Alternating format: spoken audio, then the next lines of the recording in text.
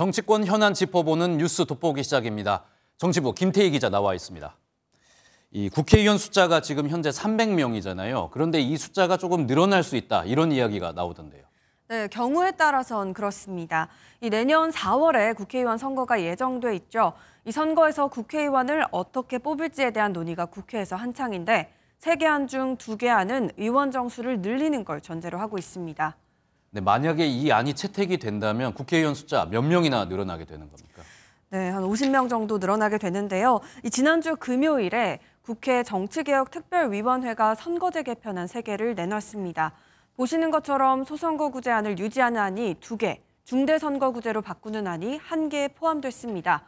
다만 유권자의 정당 선호도가 의석수에 반영되도록 하는 이 비례성을 강화하는 개편이다 보니 소선거구제를 유지하는 안들은 비례의원을 50명 늘리는 걸 전제로 하고 있습니다.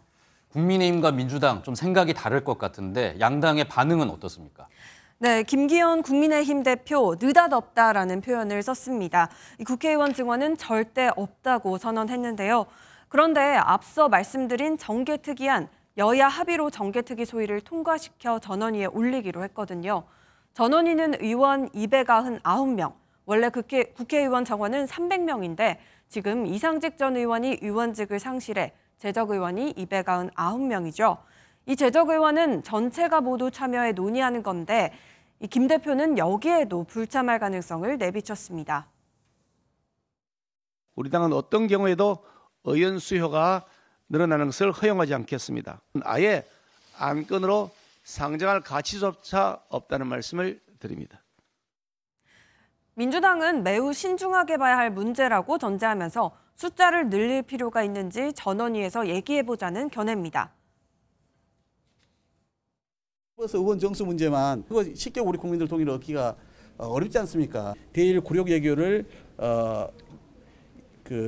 하고 나서 국민들께 엄청난 지탄과 비난을 받고 있으니까 이 국면을 전환하기 위한 이런 가운데 여야 청년 정치인으로 꾸려진 초당적 정치인 모임 정치개혁 2050은 지역구 축소 방안이 포함돼야 한다면서 지금 전원위에 올라간 안은 무늬만 개혁이라고 꼬집었습니다. 네, 민주당 이야기로 조금 넘어가 보면 민주당은 여전히 한일 정상회담, 굴욕 외교다 이런 공세를 이어가는 모습입니다. 네, 국민 여론이 좋지 않은 점 이용하는 그런 모습입니다. 여론조사 결과 같이 보시면요. 리얼미터 조사 결과 3월 3주차 정당 지지도는 더불어민주당 46.4%, 국민의힘 37%입니다. 격차가 9.4%포인트로 양당의 지지율이 오차 범위 밖 차이를 보인 건 1월 4주차 이후 7주 만입니다. 왜 이런 변화가 있었는지 전문가 얘기 들어봤습니다. 국민의힘 측에 상대적으로 부정 여론이 확산이 된 거는 급진적인 한일 정상회담 스탠스 이런 것과 더불어서 69시간 근로제 이런 이슈들이 영향을 미쳤다 볼 수 있겠습니다.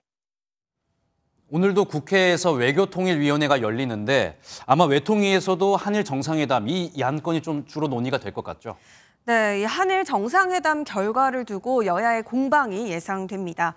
민주당은 국정감사를 검토해야 한다. 또 이번 한일 외교에 책임 있는 이들이 물러나야 한다고 주장하기도 했습니다.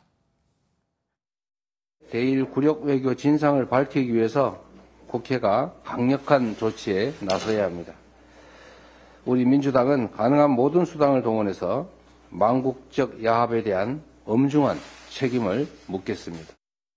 국민의힘에서는 노무현 전 대통령이 강제동원 피해자에게 보상금을 대위 변제하도록 법률을 제정했다며 맞섰는데요.